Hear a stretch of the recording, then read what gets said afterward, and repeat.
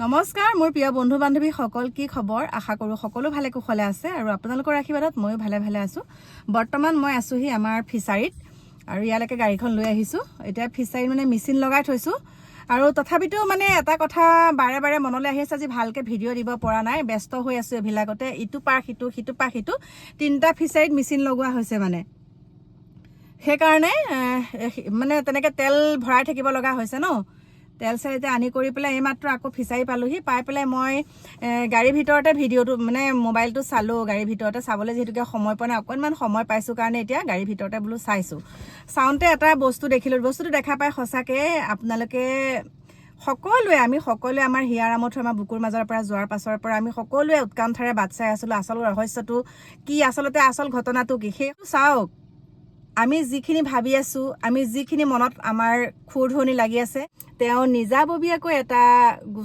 গোচৰ যদি ৰুজু কৰাহেঁতেন ছিংগাপুৰত তেতিয়া বেছি ভাল হ'লহেঁতেন অকণমান শক্তিশালী হ'লহেঁতেন আৰু এখন কেছখন মানে অকণমান আৰু শক্তিশালী হ'লহেঁতেন বুলি আমিনো কি জানো আৰু ন আমাৰ মনত যি আছে সেয়াকে আমি একাংশ প্ৰকাশ কৰিছিলে আৰু ইতিমধ্যে দুলু আহমেদ ডাঙৰীয়াই নিজাববীয়াকৈ ৰুজু কৰিছে ন তাৰ পাছতে এতিয়া এটা পোষ্ট পালো তেওঁ ভগ্নীয়ে দিছে আমাৰ হিয়াৰামঠুৰ ভগ্নীয়ে দিছে যে আমি শক্তিশালী হৈ আছো মানে সকলোখিনিয়ে দি দিছে আপোনালোকে চাবলৈ মন কৰিলেতো আপোনালোকে চাগে দেখা পায়ে আছে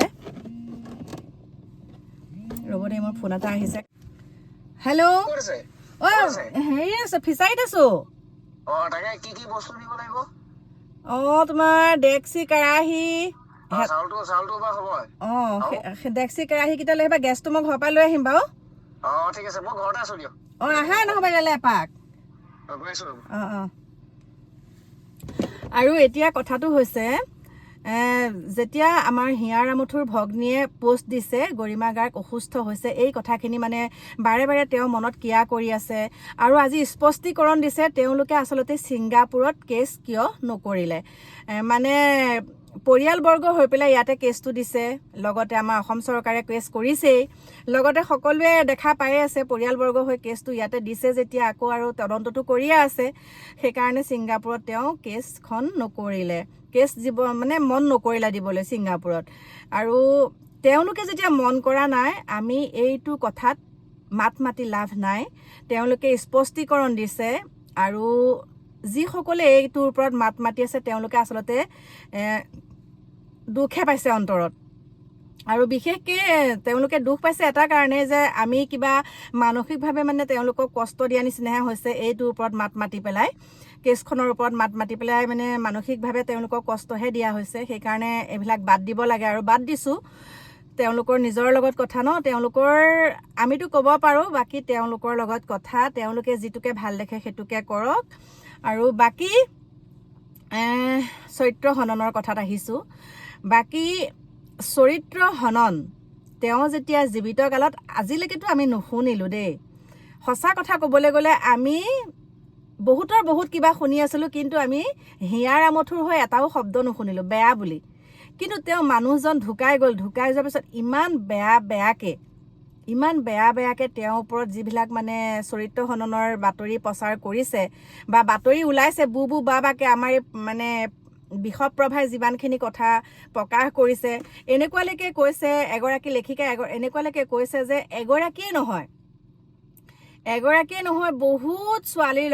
বহুত ছোৱালীৰ লগত আমাৰ হিয়াৰামঠুৰ সম্পৰ্ক আছিলে আৰু সেইবিলাক পোষ্ট সেইবিলাক কথা যেতিয়া আমাৰ হিয়াৰামঠুৰ পত্নীয়ে দেখা পায় ন দেখাটো পাবই বাৰু দেখা পোৱাৰ লগে তেওঁ অন্তৰখন ভাঙি চুৰমাৰ হৈ গৈছে তেওঁ বহুত কষ্টত আছে ইতিমধ্যে তেওঁক মেডিকেলত ভৰ্তি কৰোৱা হৈছে গতিকে মোৰ প্ৰিয় বন্ধু বান্ধৱীসকল আমি যি দিলোঁ আৰু নিজাববীয়াকৈ কেছটো কৰিবলৈ বহুতে কৈ আছিলে আৰু আমাৰো মতামত কিছু প্ৰকাশ কৰিছিলোঁ কিন্তু সেইবিলাক বাদ দিছোঁ এতিয়া তেওঁ যিহেতুকে মন কৰা নাই তেওঁ আস্থা আছে আইনৰ ওপৰত আৰু আমিও বাট চাই আছোঁ মুঠতে ন্যায় পাব লাগে যিকোনো প্ৰকাৰে দোষী সাৰি যাব নালাগে দোষী শাস্তি পাবই লাগিব আৰু এনেকুৱা শাস্তি পাওক যাতে দোষীয়ে দুনাই যাতে এনেকুৱা এটা ঘটনা কৰিবলৈ কোনেও সাহস নকৰে হয়নে নহয় কোনো সাহস যাতে নকৰে এনেকুৱা এটা শাস্তি পাব লাগে আৰু কি বুলি ক'ম এই যে বিষপ্ৰভাই আমাৰ হিয়াৰামঠুৰ হৈ পেলাই যিখিনি বেয়া প্ৰচাৰ কৰিলে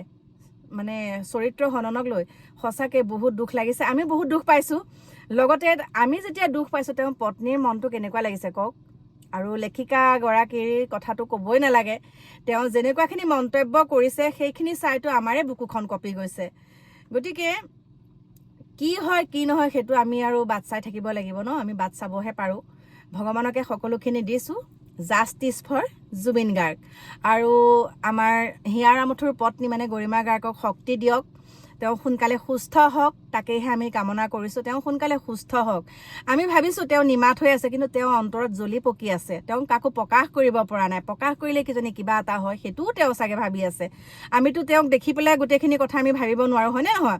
এতিয়া তেওঁ মনত ইমানেই দুখ পাইছে, তেওঁ এতিয়া মানে মেডিকেলত ভৰ্তি হ'ব লগা হৈছে। গতিকে সেয়াই আৰু বহুত বেয়া লাগিছে। এইবিলাক মানে জীৱিত কালতে এটাও নুশুনিলোঁ, কিন্তু মৃত্যুৰ পাছত এনেকুৱা যেতিয়া অপপ্ৰচাৰ চলে সঁচাকৈ আমাৰে বেয়া লাগি গৈছে। গতিকে মোৰ প্ৰিয় বন্ধু বান্ধৱীসকল, কি ক'ম আৰু, বেলেগ ভিডিঅ' দেখোন দিবলৈ মনেই নাযায়। তাৰ ভিতৰতে কিবা কিবি এটা যদি দিওঁ, তথাপিতো আকৌ বাৰে বাৰে মনটো আকৌ এইটোলৈকে আকৌ উভতি আহোঁ। গতিকে সেয়াই দেখিলোঁ যেতিয়া ময়ো কৈছোঁ যে এইবিলাকত লাগি লাভ নাই। লাভ নাই মানে কি আৰু, আমি একো নকওঁ। এইটো ক্ষেত্ৰত আৰু আমি একো নকওঁ। বাকী তেওঁলোকে জানে, তেওঁলোকে জনা শুনা মানুহ ন। গতিকে তেওঁলোকে সেইটো ন্যায় পাব বুলিও ভাবিছে। তেওঁলোকে আইনৰ ওপৰত যেতিয়া আস্থা আছে, আৰু আমিও সেইটোকে ভাবিছোঁ। আমি ন্যায় পাম বুলি ভাবি আছোঁ, আৰু পামেই ন্যায়।